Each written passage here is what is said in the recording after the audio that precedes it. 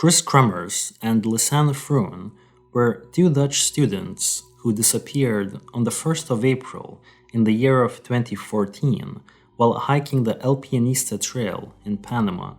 After an extensive search, portions of their bodies were found a few months later. Their cause of death could not be determined definitively. However, Dutch authorities, working with forensic and search and rescue investigators, initially thought it was likely that the two students had accidentally fallen from a cliff after becoming lost. Foul play is also not ruled out in this case, and is considered by some as a much more likely explanation to why the girls had disappeared. The case of these two young Dutch students have generated a massive interest online. There is much speculation about their final days. Panamanian authorities came under fire for allegedly mishandling the disappearance and aftermath. Further investigation into the case in 2017 raised questions about the initial investigation, as well as a possible link to murders in the area. Until this day, there is still no official cause of death ruled in this case. Kris was 21 and Lisanne was 22 years of age at the time of their disappearance. Both of them had grown up in Amersfoort, a city within the Utrecht province of the Netherlands. Kris Kremers was described as an open, creative, and responsible individual, while Lisanne Froon was described as an aspiring, optimistic, intelligent, and a passionate volleyball player. Leading up to the events in Panama, Kris had just completed her studies in cultural social education, and Lisanne had graduated with a degree in applied psychology. Only a few weeks prior to leaving for Panama, Lisanne and Kris had moved into a dorm room together. Both girls were working in the same cafe. For 6 months, they had been saving up their money in order to go to Panama together on a special 6-week vacation. They were hoping to learn Spanish and volunteer with children. The girls had arrived in Panama on the 15th of March. They toured the country for 2 weeks before arriving in Phuket on the 29th of March to live with a local family for a month while volunteering with children. After arriving in the area, the girls were supposed to start volunteering at a local children's daycare on Monday, the 31st of March. However, upon arrival, they were quickly informed they could not start work that week as planned. The head of the daycare center had an unforeseen emergency that needed attending to in the nearby city of David. As a result, she was unable to properly guide and train the two girls for their volunteer work that week. Kris and Lisanne were eventually informed of this change of plan at around 7 p.m. in the evening on the 31st of March. This was of great disappointment, and as a result, they set out to plan other activities to fill their time and newfound freedom. One of these plans included a hike to the nearby Pianista trail, amongst others. The two girls wrote on Facebook that they intended to walk around Phuket, and it was reported that they also had been seen having brunch with two young Dutch men as well. The girls had researched the El Pianista trail and decided to undertake the hike on the 1st of April.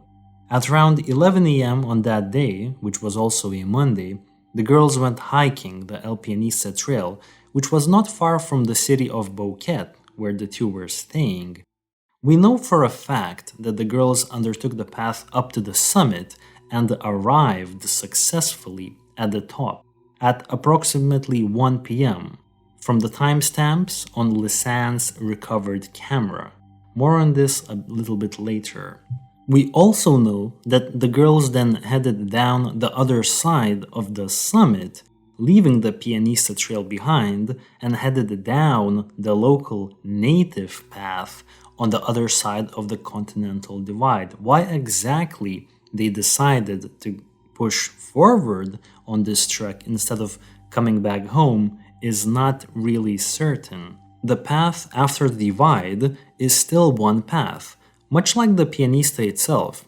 In fact, some hikers have reported that the local trail is actually easier to traverse than the Pianista as it's less inclined, but later on down the track, it can get more confusing to navigate. Some sources say that the two of them had taken a dog with them that belonged to the owners of the Il Pianista restaurant, which is adjacent to the beginning of the trail. However, according to Wikipedia, this has not been confirmed. Some sources also claim that the owner of the Il Pianista restaurant became alarmed when their dog had returned home that night without Kris and Lisanne. At the same time, the girls' parents had stopped receiving text messages, which they had been receiving on a daily basis from the two girls. The following day, on April 2nd, the girls missed an appointment with a local guide. This same guide had obtained the keys to the girls' room and found out that they hadn't spent the night there. Soon after, this same guide had reported the girls missing to the local authorities. A few days later, the parents of the two girls had arrived in Panama along with police, dog units, and detectives from the Netherlands to conduct a full-scale search of the forests for 10 days in total. The parents eventually offered a $30,000 reward for any information leading to the whereabouts of the missing girls. 10 weeks later, on the 11th of June, a local woman turned in Lisanne's blue backpack, which she reported finding by the Changuinola River near her village of Alto Romero in the Bocas del Toro province.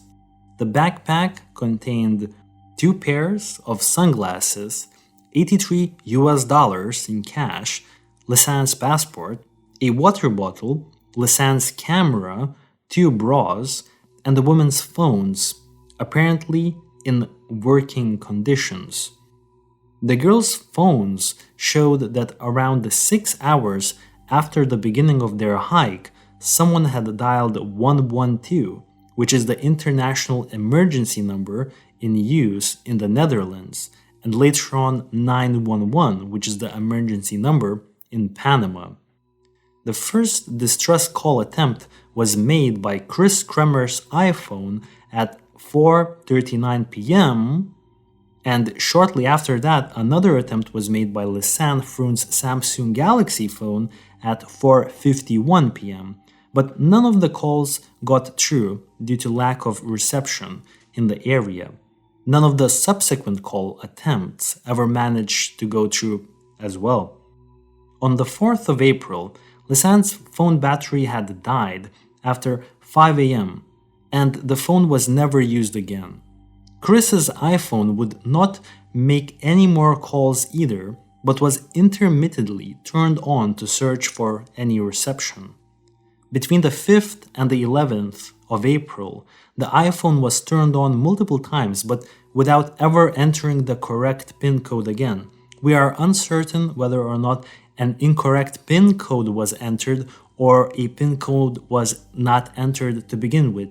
The only thing that we know is that the phone has not been successfully unlocked, potentially indicating that Kris Kremers was either dead or was incapable of accessing her phone. On the 11th of April, the phone was turned on at 10:51 a.m. and was turned off for the last time at 11:56 a.m. Lisanne's Canon camera contained photos from the 1st of April suggesting that the two women had taken a trail at the overlook of the Continental Divide and wandered into some wilderness hours before their first attempt at making emergency calls, but with no signs of anything unusual. However, 8 days into their disappearance on the 8th of April, 90 flash photos were taken between 1 and 4 a.m. in the morning, apparently deep in the jungle and in near complete darkness. A few photos show that they were possibly near a river or a ravine. Some show a twig with plastic bags on top of a rock. Another shows what looks like a backpack strap and a mirror on another rock. And another picture shows the back of Kris Kremers' head. After the backpack was discovered, new searches began along the Caldera River. Kris's denim shorts were found atop of a rock on the opposite bank of the tributary, a few kilometers away from where Lisanne's backpack had been found. Initially, a rumor claimed that the shorts were found zipped and neatly folded, but pictures of the shorts published in 2021 disproved this information. 2 months later, closer to where the backpack was discovered, on the 19th of June, a pelvis and a boot with a foot inside were found behind the tree near the Chigonola River. The bones were discovered a 14-hour hike north past two rivers from where the girls were originally known to be. We know this because they had taken a picture there. It was their last normal daytime picture from April 1st, picture number 508. DNA testing confirmed that these bones belonged to the two girls. Lisanne's bones still had some skin attached to them, but Kris's bones appeared to have been bleached. A Panamanian forensic anthropologist later claimed that under magnification, there are no discernible scratches of any kind on the bones, neither of natural nor cultural origin. There are no marks on the bones at all, they said. Oddly, a team of 6 locals, including the same exact guide who reported the girls missing, his name is Feliciano, were the team that found these remains. The area had previously been searched by rescue teams, but the rescue teams were not able to find these bones. This same team also managed to find more small bone fragments a month later on the 30th of July. A week after that, on August 6th, local villagers managed to find more of the girls' remains along the Caldera River, 2 bones of a lower leg which belonged to Lisanne, and some other small bone that had a piece of skin on it. A team of forensic specialists concluded that the most probable cause of the death of the 2 girls was that they had slipped and fell from a cliff. Cliffs in that area are 30 to 40 meters high, and water currents are also strong at the bottom of the cliffs, so they theorized that these currents made it difficult to find any further human remains. However, this still leaves many questions unanswered. If the girls simply fell off a cliff, why weren't more of their remains found? Why were the strange night photos taken in the first place? Why didn't the girls leave a goodbye message or use the camera to document a clearer picture of what had happened? Why didn't the search teams find more traces of the girls when they spent so many days and nights out looking for them? And why didn't the locals or search teams come across them or their cries for help in the subsequent hours or days following this accident? Welcome back, everyone, to another episode of the Wednesday Night Mysteries podcast. My name is Yuras, and I'm joined by my co-host, Rain. How are you feeling this week? Are you excited to talk about this classic mystery? Yeah, hi Yours, and hello everybody. I'm very excited to talk about this case. How are you feeling today, Yours? I'm feeling good. I'm feeling great because last week we didn't record. We missed it. We missed it due to, I guess, technical reasons, because last week we planned on only putting out 1 episode instead of 2. But even that one couldn't get done in time. I think it was because, honestly, I didn't have the research done in time, so but due to some logistical reasons we couldn't even make 2 episodes to begin with. So Life got in the way. well, I think it's a regular occurrence because every once in a while, you know what I mean, we have to take a break, but we're back now and we're planning on putting out 2 episodes this week, hopefully, if everything goes well. Today we're going to be talking about the Kris Kremers and Lisanne Froon's disappearance. I already read my intro notes for everybody, so people kind of know what this case is about. This case, I've talked about this case at least a couple of times already on the Solvable Mysteries podcast in the past. One of the reasons why I wanted to talk again is because there has been a lot of misinformation from my end in the previous episodes where some information is now, we have more detailed information on some of the aspects that I want to clarify for the audience members and kind of come to a conclusion what actually happened, in April, in the beginning of April in 2014 in Panama.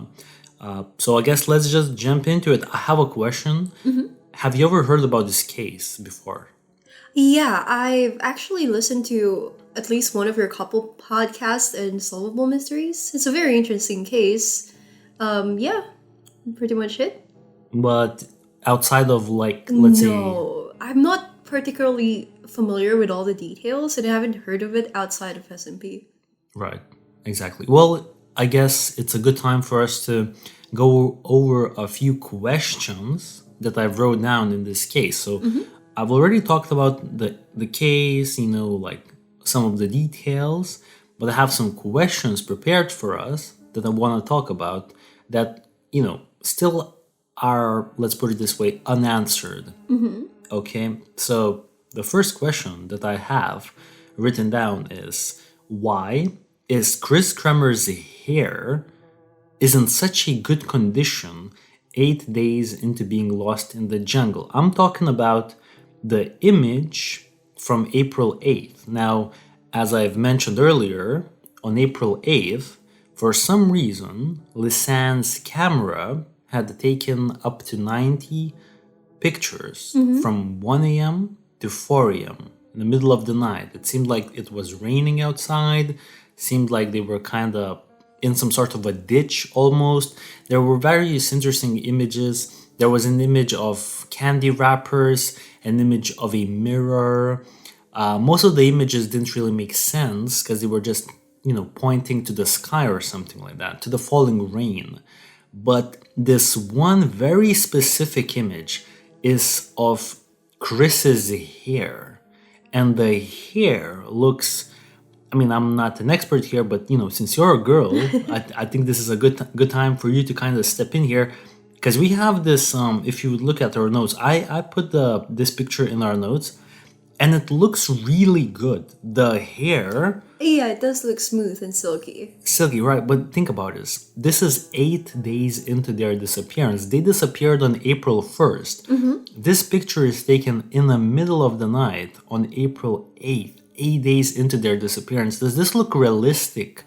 Because some people are really questioning how is it even possible for Kris Kremers to have such a silky, smooth hair 8 days into the disappearance. I don't see any dandruff. I almost look like it's freshly shampooed or whatever. Yeah, exactly. That's actually a really weird part of it because it does look that like it's been washed. Like it's been washed, Yeah. right? And I would like to also give some context. Now, we have, ever since the phones got retrieved in this case, they were found in the backpack. We know of the exact times when phones were used. Now, the interesting thing here is that Chris's phone had not entered its PIN code ever since I would say April 5th. April 5th was the last day when Chris's iPhone was unlocked. Ever since then, it was not.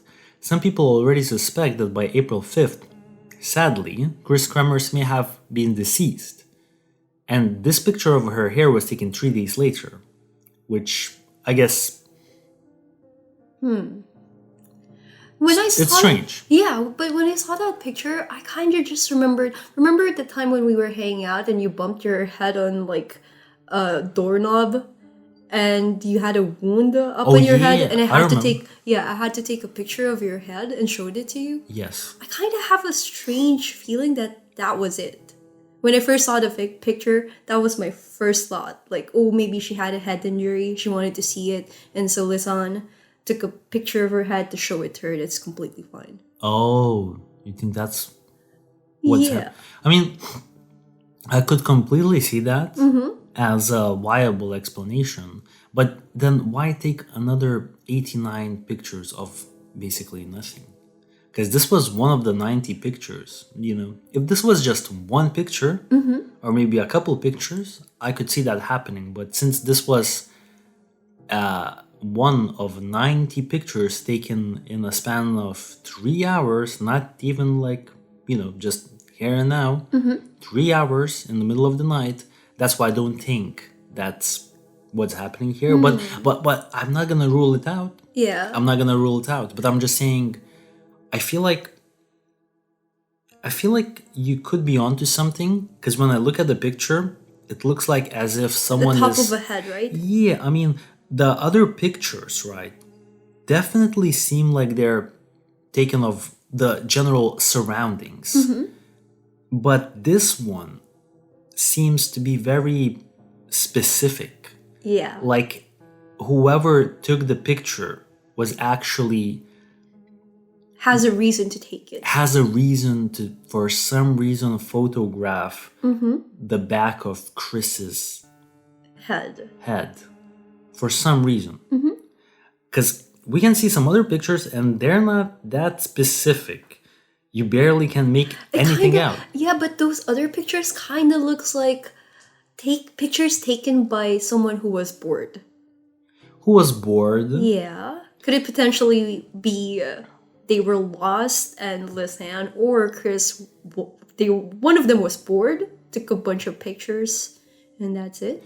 I think it's possible because they're 8 days into their disappearance at this point. They didn't have a lot of resources, food or water, so it's pretty baffling how they're still alive, to be honest, on day 8. Yeah. Also, another factor when we discuss the nighttime pictures that we have to address is those little particles that you can see in those images.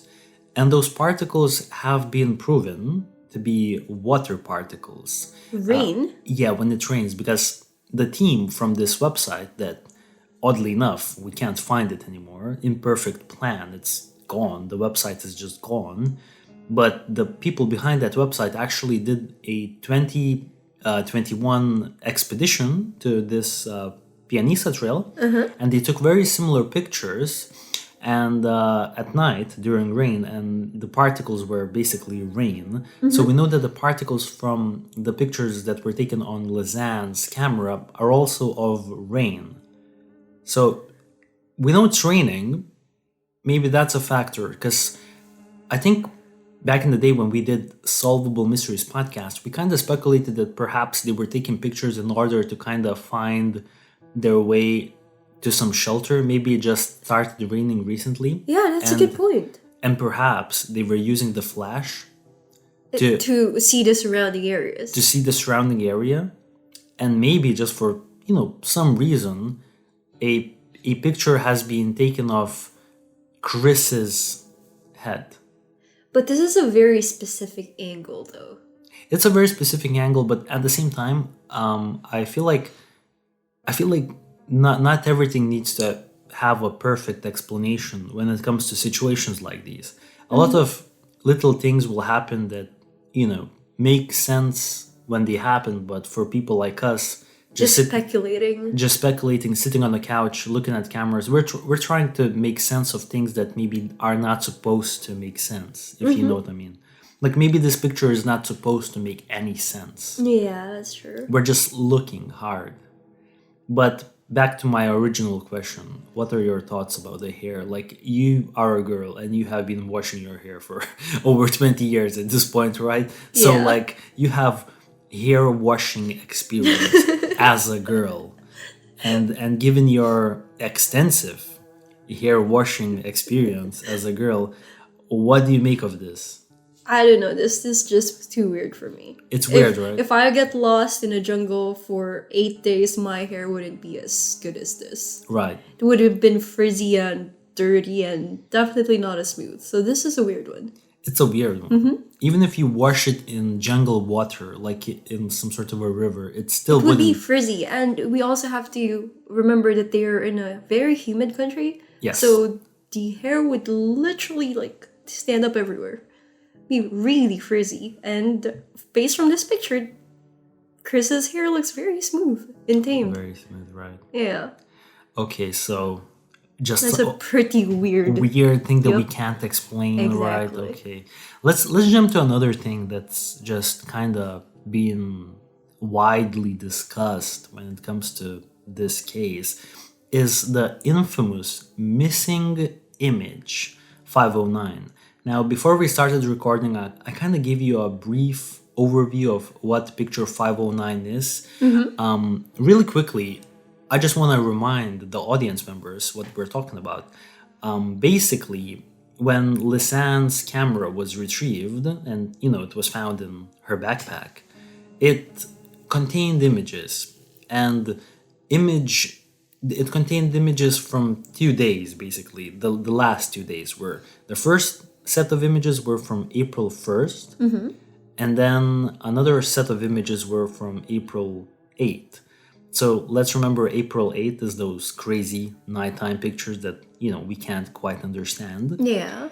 And April 1st are just good, normal pictures where they're, approaching the summit. And they took some pictures of the summit.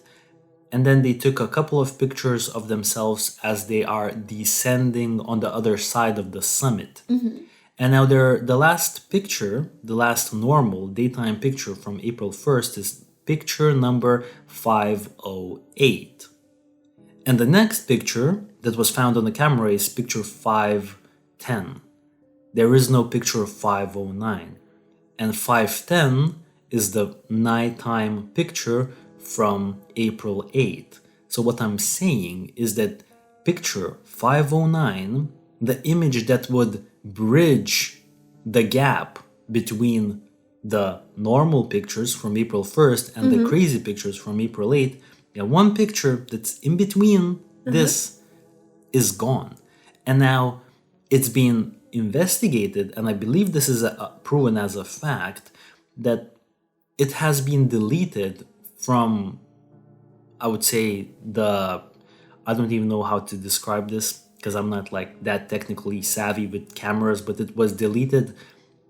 The only way you could completely delete it unreversibly is by connecting the camera to a computer and using specific software to delete it.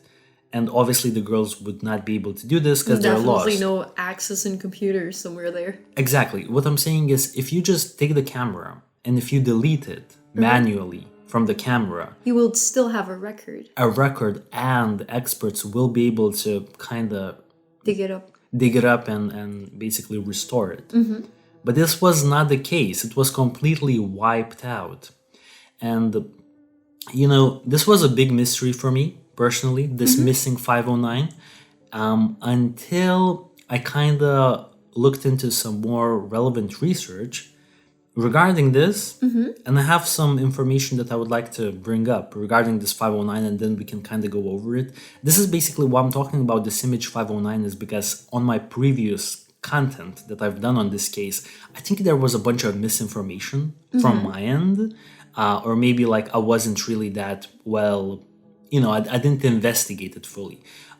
So apparently there are only 3 possibilities for this missing picture 509. So the first would be deleted via computer using the relevant software, which we already think it's pretty unlikely, unless the Panamanian government, after the fact, stepped in, deleted it because maybe this picture 509 is something that would hurt their tourism industry potentially, and they didn't want this information coming out. So maybe that's what's happening, but this is definitely leaning into that more conspiratorial kind of viewpoint of this case. Another way this could have happened was a technical malfunction that occurred on the camera itself, and and corrupted the file at that particular point. Now, this is rare, but it's a possibility. Even Canon, the manufacturers of this camera, they said that this is very, very rare, like super rare, but in theory possible. So it could have been some sort of a glitch. Or lastly, I wasn't aware of this last one. So there is another possibility how this could have happened, and that is if a second memory card was used and then taken out, and the original memory card was placed back inside the camera. So this would mean that there was an original memory card that was used to take pictures up until picture number 508. Now the girls get stranded for some reason in the jungle. They have another memory card. They put it in the camera, then they take it out, and then they put in the original one. And this, I believe, would cause the camera's kind of picture numbering sequence to skip 509. Now, the interesting thing about this is that no such second memory card was ever known to belong to the girls or has ever been found. But after giving it some thought, I actually think this is the most likely explanation. I think so too. That the girls had another memory card that just has never been recovered. We don't know where it is. Maybe the girls threw it away. Got lost. The jungle, yep. But I think, after thinking a little bit, I think now that I uncovered that there is this possibility, I will say I'm leaning towards it. I'm leaning towards the fact that maybe there was another memory card.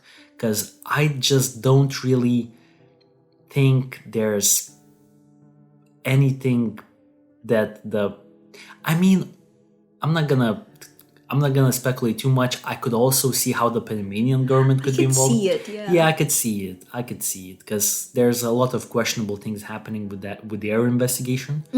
So I could see how they're manipulating evidence, but once again, this is very conspiratorial. Yeah. Your But thoughts? I also read about the bag with a lot of fingerprints in it. Yes. The authorities, right? The fingerprints of the authorities who handled the case or who found the bag. So I was thinking, I think it's also likely for the authorities to, tamper with the records. Very conspiratorial. Well, yeah, I mean, it's the same. It's kind of mishandled already with the bag. Do you think they also mishandled the camera, the records of it? But is there a high chance of them tampering with it? Well, I think what you're saying is that the fingerprints found on the backpack basically means that they didn't take the evidence, potential evidence seriously. Yes. So that's just, not being professional. Mishandled the case already. But clearly what must have happened to the picture was very purposeful. That's true. This is no longer mishandlement. This is intentionally hooking it up to a computer and deleting it. So I think these would be two different things, right? So I could honestly see how both are happening at the same time, if that makes any sense. Yeah, I was thinking of them actually tampering with it because that picture might have solved the case or might have hurt the tourism industry in that little village, or it could also hurt the relationship they have with the Netherlands. Potentially, right? Yeah. I mean, all of these things are possible, but I do want to ask you, what do you think could be on the picture 509 that could cause these outcomes? Like what could have been caught? I mean, the first thing that comes into my mind is like the girl snapping a picture of like a serial killer or like some tribe people or like lurking in the forest. Something, that seems highly unlikely, though.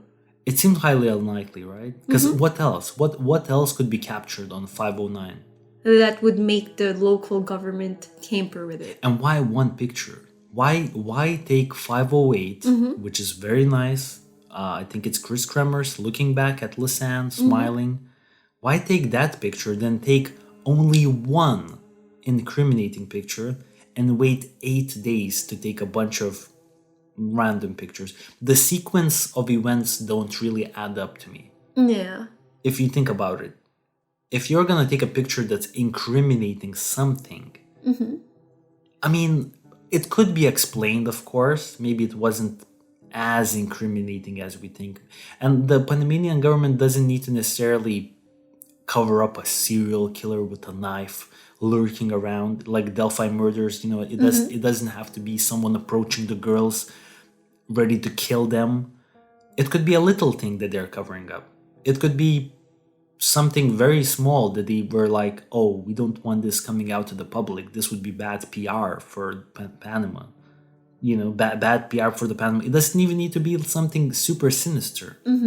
It could be something like, I don't know, the girls finding like a hut in the middle of forest. A hut, or like maybe the girls taking a pictures of another dead person, or maybe the girls, because when the girls' bodies were found, I've read somewhere that additional skeletons were found that did not belong to the girls. Jeez, that's exactly. So terrifying. when you think about it, maybe the girls snapped a picture of something unsavory, if that makes sense. That the Panamanian government would be like, okay, this maybe doesn't explain what happened to the girls, and it will tarnish our image. But we don't want this all over the Dutch media.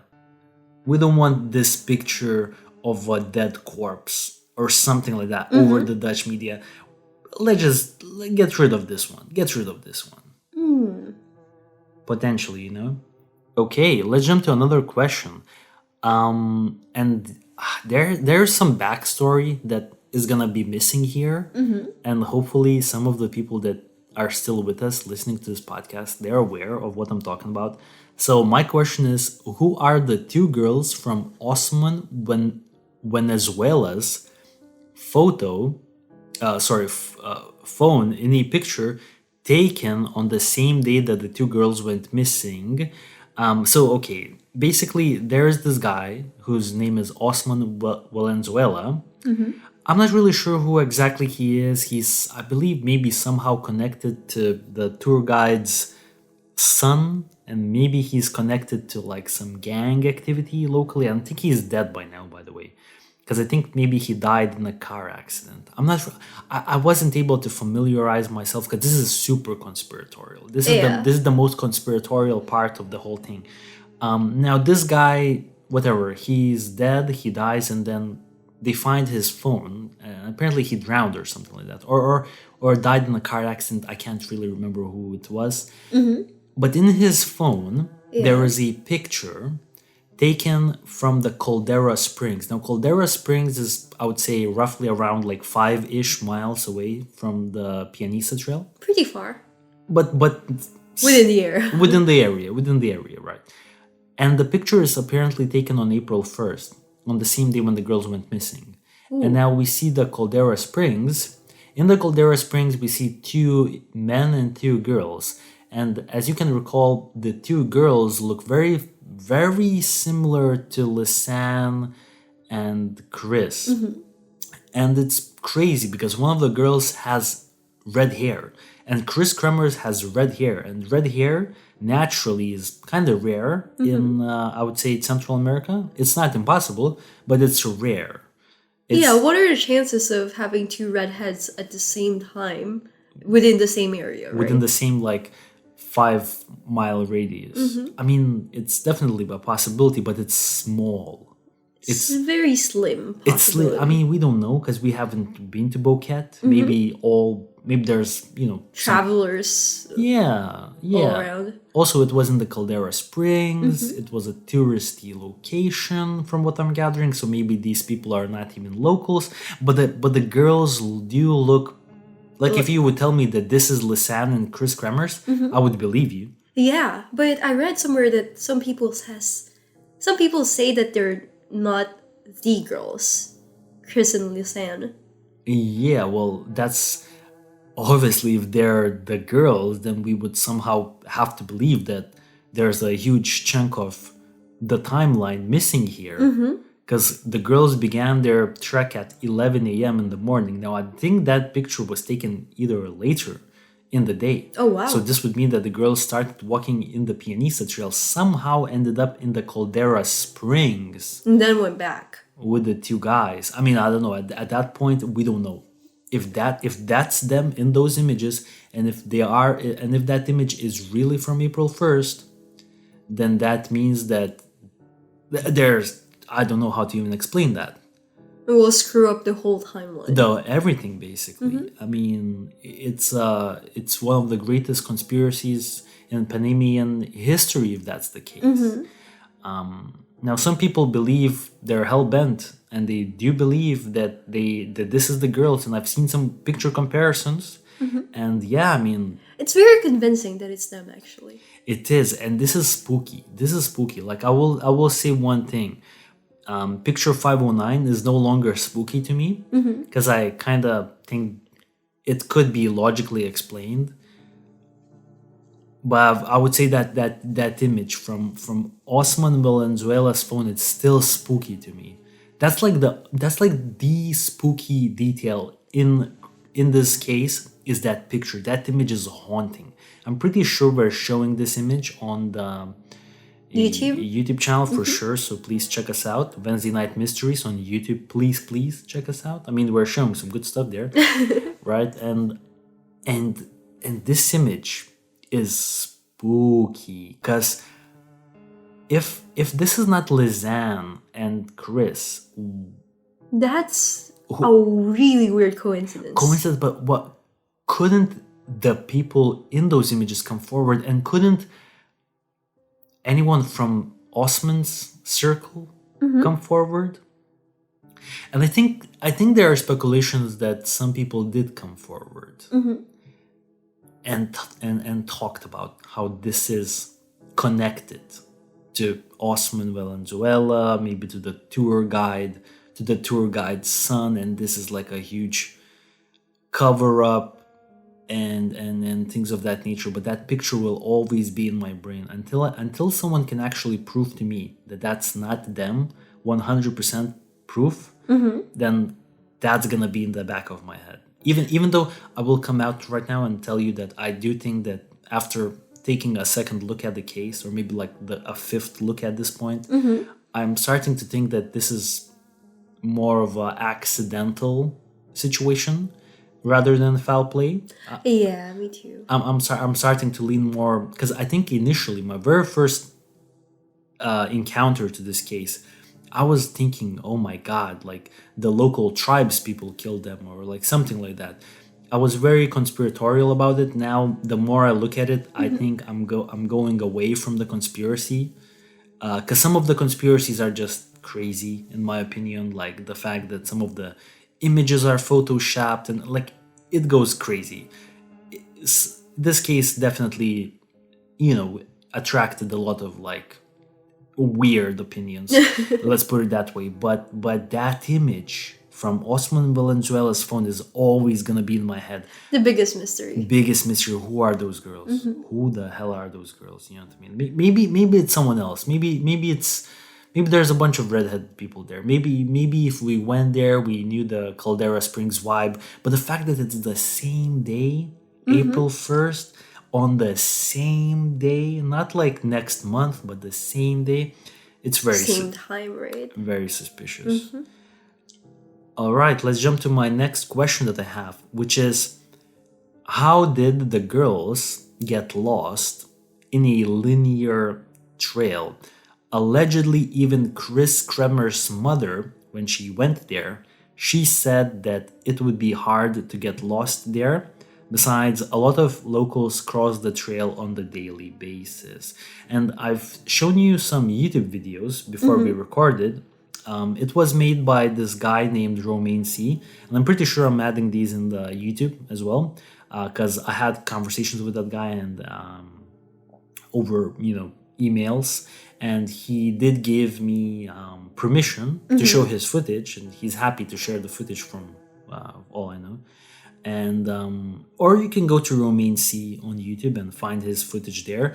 It's basically this guy who in 2021 actually trekked, the Oh, trail. Pianista. Yeah, the Pianista himself, and we can see from his trek that it's a pretty linear path, at least initially, up until the summit.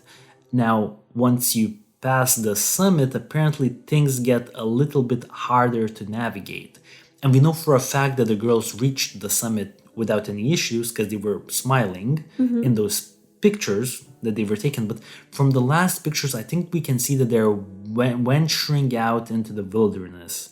The last pictures, 506, 507, 508, show them walking more into the wilderness. And maybe that's where they got lost. Now, the question is, how did no one hear their screams? Because let's remember that this path, according to information online, is passed by a lot of people on a daily basis, but we have no idea why no one heard their screams or anything. I really feel like they just ventured out too far away from the original path. Maybe they were looking for the waterfall and they got lost in the way, because on the video that you showed me on the YouTube video, Yeah. there was indeed a clear path, but sometimes there wasn't any. And so basically, what if the girls ended up on a dead end and couldn't find a way back? And as you mentioned before, it's easier to think that the path was a loop, Yeah, right? But it really wasn't. exactly. Is it just a clear straight path going nowhere, or I think it's going towards the local village of Alto Romero.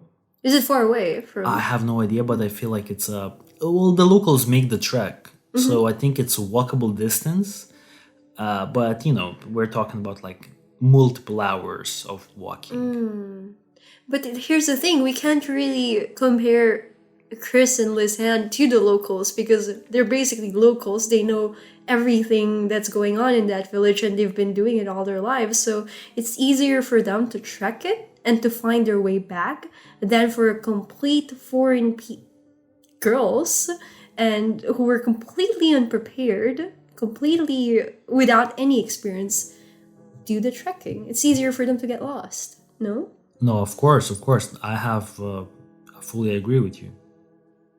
That's true. That is true. It would be easier for them to get lost. So what you're saying is basically how you would explain them walking off the linear track is that once they crossed the summit on the other side, they ventured out somewhere and they just got stranded there. Yeah, I really feel that they were looking for, I don't know, Something. a place, a waterfall or something. So they ventured out on the original pathway and they got lost somewhere there. Yeah. And they 'cause- came completely unprepared, right? Exactly, completely unprepared. And also at the same time, it kind of makes sense because the last known daylight normal pictures that they took, they do look pretty confident. They're very smiley, they're Yeah. very happy. I can see that in their eyes. I can see the sense of like They were having fun. having fun, sense of adventure, sense of achievement. They're actually having a good time and they're like, oh, let's go, let's investigate further. You know what I mean? It looked like from the picture that they're having such a good time and they just kept going. Yeah. Kept going when they probably should have stopped and turned around. And it's easy to kind of, not realize when you're probably doing something dangerous. And actually, this brings me to one of the Reddit posts that I found. And I want to quickly read the Reddit post. And this is from a group of girls who almost got lost and died on the Pianista Trail. Terrifying. In 2013, a year prior. So this is a post. You can find this post on the Kris Kremers and Lisanne Froon's Reddit subreddit. And it says, we hiked the Pianista end of September 2013 and got lost. So basically it says that in September 2013, we, 4 early 20s girls, just like Lisanne and Kris, 2 of us together, as I write this, hiked the Pianista Trail. We were under the impression that the hike was a loop, but it actually isn't. We reached the top of the mountain and started hiking down the other side along the trail. The trail terrain started to become more difficult, like steep declines and fast streams, rivers crossed using large logs. Suddenly, the trail looked to cross tall grasses up to our chests, and we were having difficulty identifying the trail at all. Every time we thought about turning back, we felt like we had been hiking for hours and thought we should finish the loop.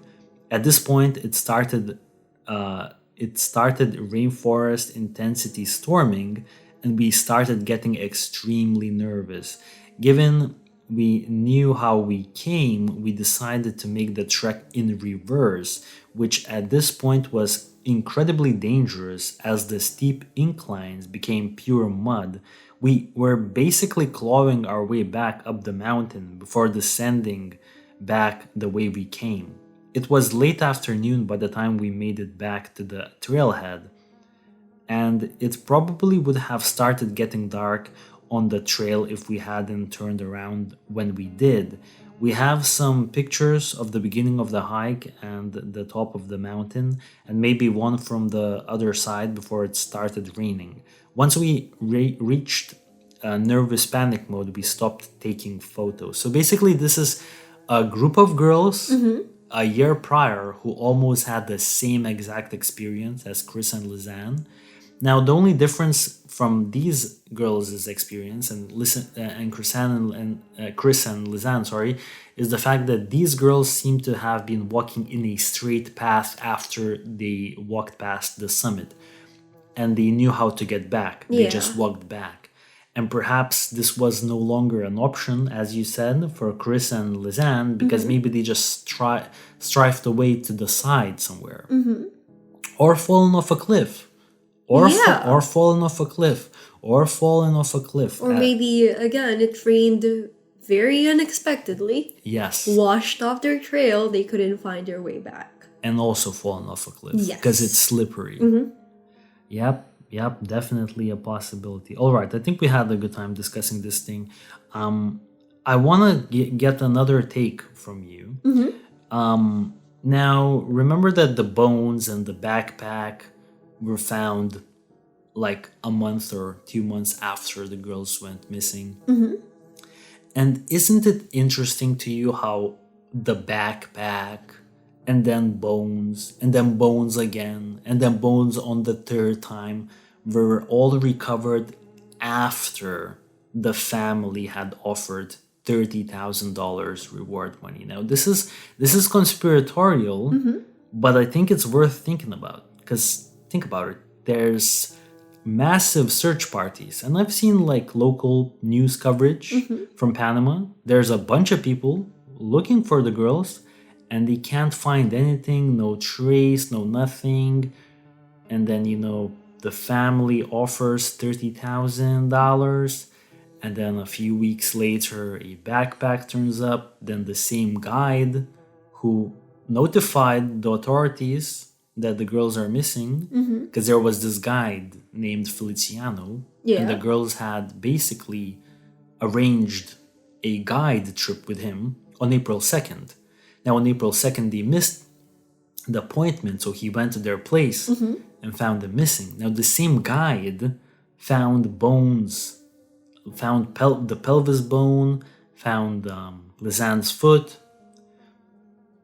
And the same guy, I think, found Kris's shorts. The same guy found like other bone fragments He bagged scattered. that $30,000. But I don't think he got paid, though. Oh. I don't think he got paid. I don't think or maybe he did. I don't know about if anyone got paid. Maybe he did, because he did find a bunch of stuff. So $30,000 is highly motivational. Highly motivational, but do you think there is a chance that he knew about the location of the remains before the reward was offered? Potentially, yeah, because he's a local and he's also a guide, so he knows that mountain very well. Yeah, but like what I'm trying to say here is that, do you think that he knew He could have been scared. But Probably he knew where the bones were. Probably found a bag, and he was like, "Oh, don't want to touch on this subject too much." I mean, he's a guide. He does that for a living. I don't think he would be that. Well, I'm thinking the only way he would know is if he had something to do with it, with the girls dying. That I'm leaning towards this because I feel like if he just found it, he would have brought it up, and maybe that's all it was. Once again, I don't think he is responsible. From the accounts that I've seen, he's a nice guy. There was like one bad review on TripAdvisor about him, but other than that one bad review, I think everyone else is saying that he's a good guy, and I don't think he had anything to do with the girls disappearing. But I'm just saying, like, don't you think it's strange how all of these items are appearing after the reward money, or do you think it's just a coincidence? Because the reward money would be offered eventually, and maybe this is just a coincidence. Because let's remember that Feliciano, the tour guide, he didn't find the backpack. The backpack was found by a local woman named Ira. That's her name. And she found it. She found the backpack. So, but Feliciano found the bones and the shorts on multiple occasions. So, I mean, I'm just saying. I'm making it sound like it's more suspicious than it is. I personally don't believe it, but I'm asking your take on it. Oh, well, my take is that he probably searched for them, but he didn't look hard enough until the $30,000. Yeah, I mean, I can completely agree with that. Because if he has the intention or the motivation to find the girls, he would have done so the first 2 days they were missing. Yes. He's a guide. He knew that trail very well, knew that mountain very well. If he really wanted to look for the girls, he would have found them. Yes. They were still alive. The girls were probably still alive after 2 days of getting lost. They could have shouted for help. They would have been very noisy, making noises, making steps everywhere, marks everywhere. He would have easily found them. But did he actually look for them when they were like missing for a couple of days? I think he did. He did? Yeah, I think he did. I think everyone did. I think the whole village did. I think it wasn't the problem. I don't think anyone really lacked motivation. It just wasn't a massive problem back then, perhaps. It was a pretty big problem. The thing is, I think that, you know, the discovery of the backpack for me just didn't sit right, because it was brought in by this random local woman after the 30K reward is offered. Do you think they were keeping it? I mean, that's what I was thinking. But I want to quickly step in here, because this is a perfect time to correct some of the misinformation from my previous content produced about this case. I found a Reddit post that kind of had apparently good sources and everything, and it was debunking myth about this case. And I want to read about two myths that were debunked. The first one is that it's impossible to get lost on the trail, and the person who wrote this said that this is laughable because it's maybe impossible to get lost from the Bouquet to the Mirador. Mirador is basically the summit, so maybe it's impossible to get lost walking up to the summit, but after that the trail gets confusing, and even some locals almost became lost. So it's definitely a possibility to get lost in this on the Pianista trail, at least after the summit. Yeah. So that's a myth that some people believe that it's impossible to get lost, but apparently it's very likely if you don't know what you're doing. Now, the other thing is the backpack, and this is the biggest eye-opener for me personally, and why we're doing this podcast is because there is a misconception that the backpack was found in a damp but near pristine condition near large rocks in a stream, with all the items neatly organized within the backpack and the electronics fully functional. And Irma, the indigenous woman who found it, had not seen it there the day before. So this is like what we always thought about the backpack, that it was somehow survived the rainforest. Everything was perfectly neatly packed inside, electronics fully working. The woman who found the backpack apparently didn't see it the previous day. So this is what we were talking about. Like, I remember on Solvable Mysteries podcast, we were highly speculating that the local villagers are trying to get the money here, and it's weird. However, the reality is that the backpack had a lot of damage and worn spots. These spots were consistent with being dragged in a flooding stream. There was water, mud, leaves, and a snail inside the wet pack. The electronics were not fully functional. Dutch forensic experts dismantled and cleaned the phones and camera and were able to salvage the data. The memory chip in cards is shedded in plastic, and experiments have shown that data can be retrieved after long submersion, even if the copper contacts are corroded. The camera was in a padded case, and this location is not in Irma's backyard as implied. The river location is 1 to 2 hours hike from her home, and she had not visited the river for weeks, she stated. And never did she state that the items were neatly organized. So basically, this is the narrative that the backpack was very neatly, kind of in a good condition, and everything was neatly packed and in working order is completely false. The backpack apparently, from what I can tell right now, the backpack was the backpack's condition is consistent with the backpack being in the river for weeks. The electronics are not working, there's leaves, there's even a snail inside of it. It just looks bad. The backpack looks bad, and the lady who found it apparently wasn't walking past that area every day, and she just found that location just kind of off chance, randomly. So this is the information I want to give you about the backpack. This is logical, though. This is very logical. And now this is an eye-opener. This is one of the reasons why I do believe that this was an accident. Yeah. Is because before I knew this information about the backpack couldn't make any sense to me. But now it makes sense. I don't really have much to say.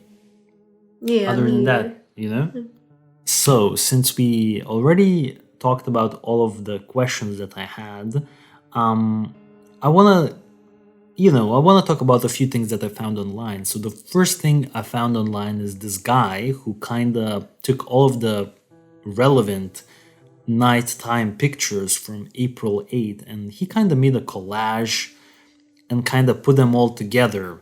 And I know that you can take a look at this image. Yeah, I don't understand much. You don't understand much.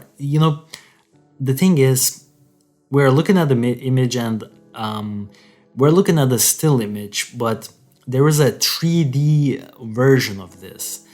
And I can't really show you it right now, but I'm pretty sure I'm going to add this in the post-production on YouTube. And trust me, it makes more sense when you turn this into 3D, because we're looking at it as an image straight up. But this is, you would have to kind of, you know how it would make sense? It would make sense if you're basically looking at this image, this combination, if you're like in a ditch. And think about it. If you're in a ditch, this makes a little bit more sense, because take a look at the bottom part. You know what I mean? You can see like there's 3 images connected. And the thing that doesn't make sense, probably for you right now, is the very top picture. How is this upside down world? But think about it if you're if you're laying on the ground and you're taking a picture upwards from a ditch. Does that make sense? Like, Yeah. Like you're taking a picture from a ditch, and you're on the ground looking up.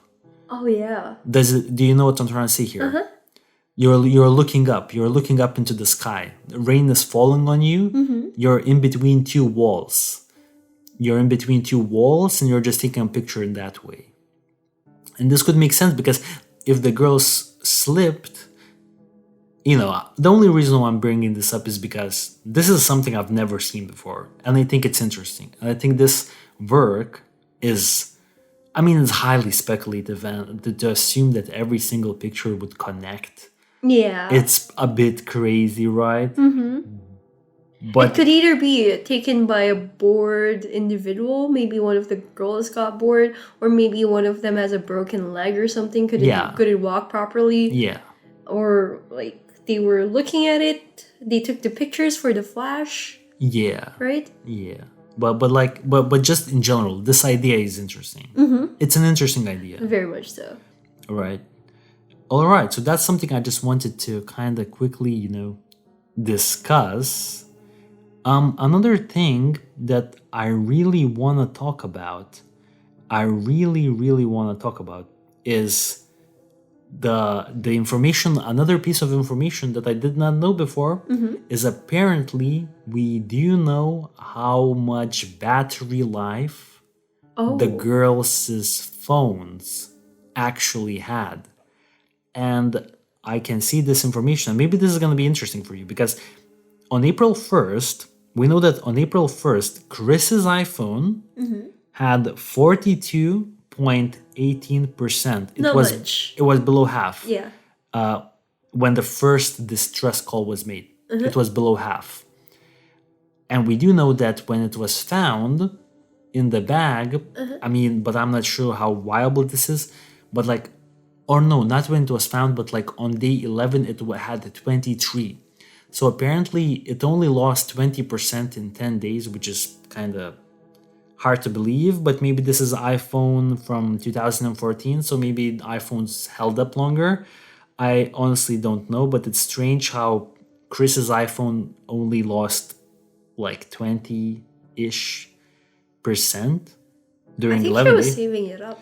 Clearly they were saving it up. But now, on the other hand, Lisanne Samsung had the complete opposite reaction, because I can see that at the beginning of the trek, Samsung's iPhone, Phone? Lisanne's phone. I hope I didn't say Samsung's. Was I saying Samsung's phone? No, just this one time. Okay, yeah, hopefully. Lisanne's Samsung phone. Sorry, man, I'm butchering that name. So basically, Lisanne's Samsung at the beginning of the trek had 49%.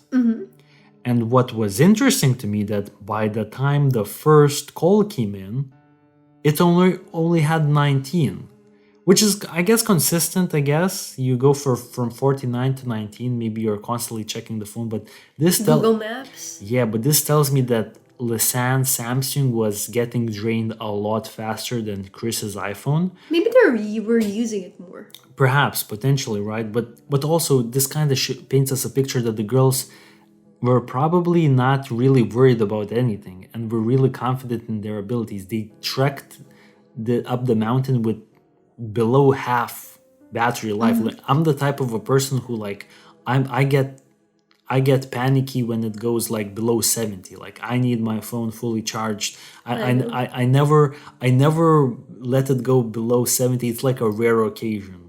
I have a pet peeve, it has to be fully charged. So, but these girls, they went in with low charge numbers. I actually really feel like they just went in for a little day trip. Maybe their plan is to hike up that mountain, reach the summit, and then they looked for a waterfall, and then that's the whole plan. Look for a waterfall, head back. But they got lost along the way. Yeah, and then just things got out of hand, right? The last thing that I would like to kind of talk about from my end that I looked into were the conditions of the bones. Because let's remember, you can't really end this discussion without touching the bone subject, right? Because there's a lot of like shady things happening. Yeah. Apparently, Lisanne's foot still has skin attached, and apparently Kris's bones were bleached by like indigenous tribesmen. But this is all false. This is all false. We now have more information. I want to quickly, well, at least tell you guys like what I found online, the latest information. So let's start with Kris's bones, right? So there are a few interesting factors regarding Kris's remains.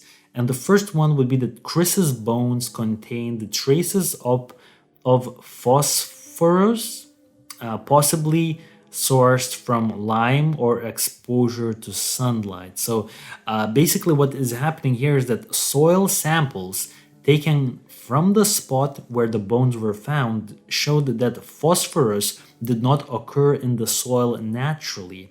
Phosphorus is basically used by farmers as fertilizer in that region, but does not occur naturally in the jungle area where the remains were found. Panamanian investigators, however, suggested that the phosphates came from the stomach acid of large animals who may have swallowed the bones and then expulsed them again. It could also be from the effect of sunlight on the bones rather than after a foreign matter. So the bleaching on Kris's pelvic bone could be explained by the fact that maybe a large animal had swallowed it, and acids inside of that animal's stomach caused the bones to bleach. What are your thoughts about this? Yeah, and also combined with the sun, because I know it gets really hot in there, like 32 degrees Celsius during the summer, around the summertime,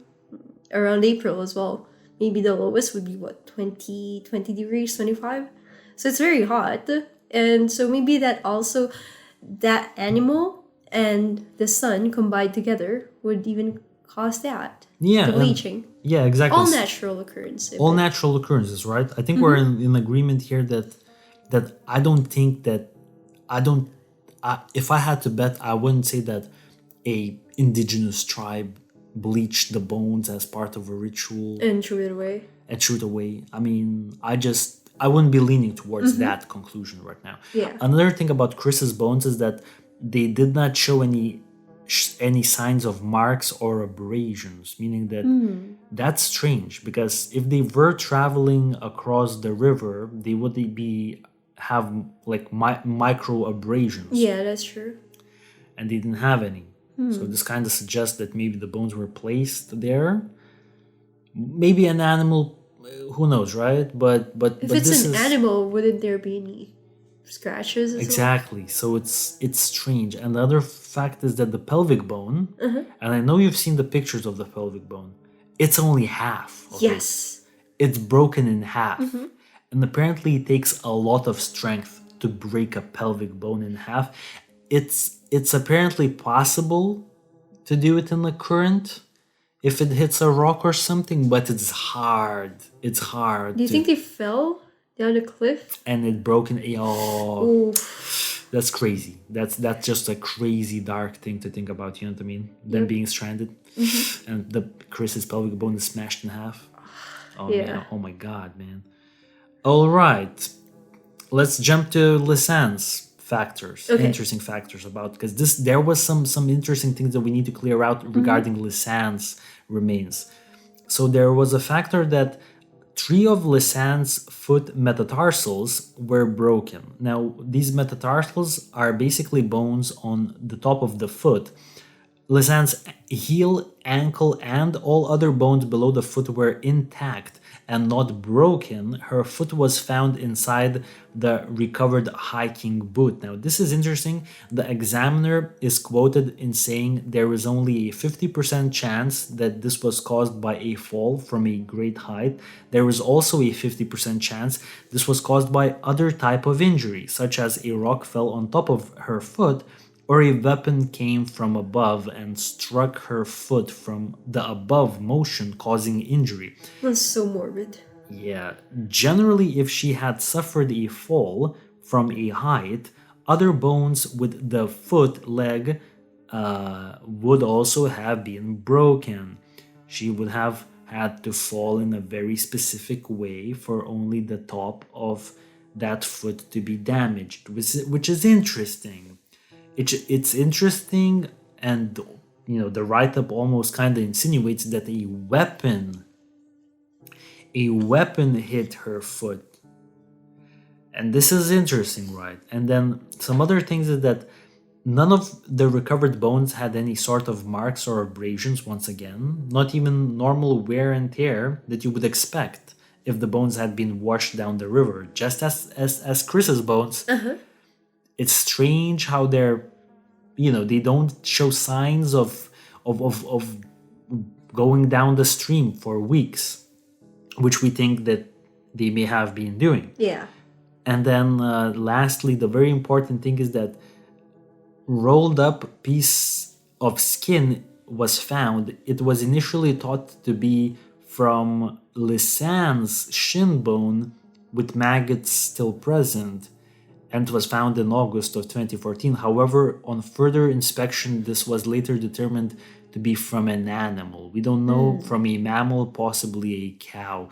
So from what I understand, the infamous skin attached to Lisanne's foot was not the skin from Lisanne. So that's just something I want to clear out. I guess it makes it less mysterious. Yeah. In some sense. And yeah, I mean, at this point, I had a lot of things that I want to talk about here. But what do you think about the case? I think, honestly, I think that the girls ventured past the Mirador and got lost, possibly fell, and no one found them. How about the phone activities? I don't think that's anything suspicious. I think they're trying to call and check the signal, and they're unable to do so. And how about the pin? Remember? I think Kris's phone? Yes, I think Kris is dead. I feel like Kris is dead.